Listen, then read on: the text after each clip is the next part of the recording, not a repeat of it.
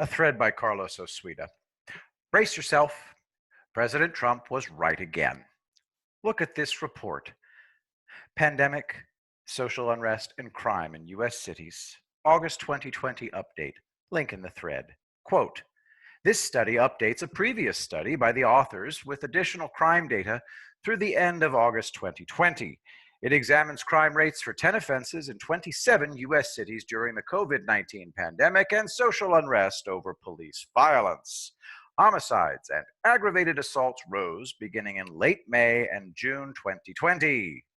Homicide rates between June and August of 2020 increased by 53% over the same period in 2019, and aggravated assaults went up by 14%. Both increases were statistically significant. End quote. Wait, a homicide increase by 53% is statistically significant? You don't say. What are the 27 cities? Here you go. You're shocked. Shocked, aren't you? For those of you just listening, it's a who's who of Democrat-controlled shitholes. Carlos continues. Omaha Mayor Gene Stotthert is nominally Republican, but the position of mayor is officially nonpartisan. You're not allowed to government as a Republican. All the other mayors are Democrats. Academics are scratching their heads trying to explain the data. They aren't lying. For them, leftism is normal and conservatism is delusion. So they honestly can't understand why this happened. And that is why they can't be given positions of responsibility. Sure, there's a lot of bad faith in leftism, but they believe the perpetrators are the real victims. What has been done to them to make them do this? And there's no such thing as bad people, only bad choices. That one cracks me up. There are not only bad people, these people are so bad that you can't comprehend them. I speak from firsthand experience. That's why I love the Denzel Washington movie, The Equalizer. He has no qualms about ending the lives of bad people and looking them directly in the eyes as the lights go out. I myself can't do that, but I support those who can. I'm running on fumes because of bad people, so I have to avoid everything that's not horrible. But some people must be escorted off the planet. I support those who do it. It's not necessary to torture evildoers, just put them in prison forever. I have no opinion on the death penalty. It's devoid of moral content, neither moral nor immoral. Whatever the state chooses is fine with me. I have no preference. People like to play games with it. If you can't throw the switch yourself, you have no right supporting it. By that logic, if we refuse to fly crop dusters, we have no right to eat vegetables. Crop dusting is dangerous as hell. So is ironworking. If you refuse to be an iron worker yourself, you have no right to use completed skyscrapers. If you refuse to be a cop, you have no right to call them. Same with firefighting and being president. So just shut up, leftist imbecile. The reality is that bad people need to be kept away from the rest of us one way or another. That's how civilized society works. Idiot leftists destroyed the rule of law in their cities, and now their cities are killing grounds. Let's look at some stats. 385 million police contacts per year, 11 million arrests, about 1,000 police killings per year. Link in the thread.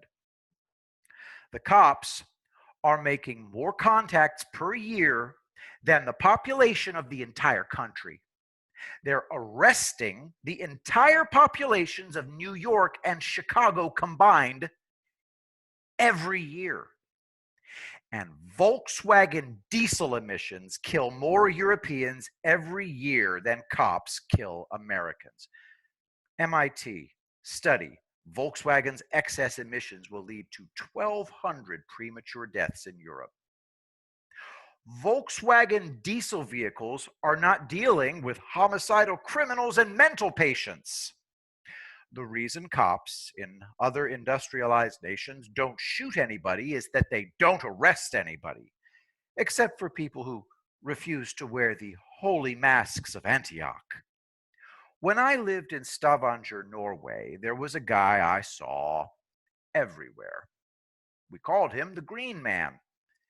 He dressed all in bright green, including glasses with green frames. He simply stood in place with two green suitcases, trembling visibly, and somehow leaning forward. His head was on a swivel. He looked terrified, and he watched everybody closely, trembling. My Norwegian neighbors told me that he was an axe murderer, chopped up his parents, three siblings, and an aunt and uncle. He was hospitalized for 3 years and released. So, one night I was riding home around the lake across the street from my house. It had streetlights. I rounded the corner and there was the Green Man, leaning and trembling and watching me. It was too late to stop, so I rode past him. He was about 4 feet away from me. I never went bike riding around the lake again. Norway took the side of an axe murderer, so I had to sacrifice one of my pleasures. Norway likes to trumpet its low crime rate. They just don't report violent crime. 3 years for murdering 7 people with an axe. And he roamed Stavanger at will with no supervision whatsoever. Norway was the worst country I ever lived in. Nothing but self-righteous leftist alcoholics trying to start fistfights. There was no peace of mind in Norway. The scenery and food were great. It was the leftists who made life hell on earth. The best Norwegians live in the US. They love Norway from a distance. I will be the greatest president that God ever created.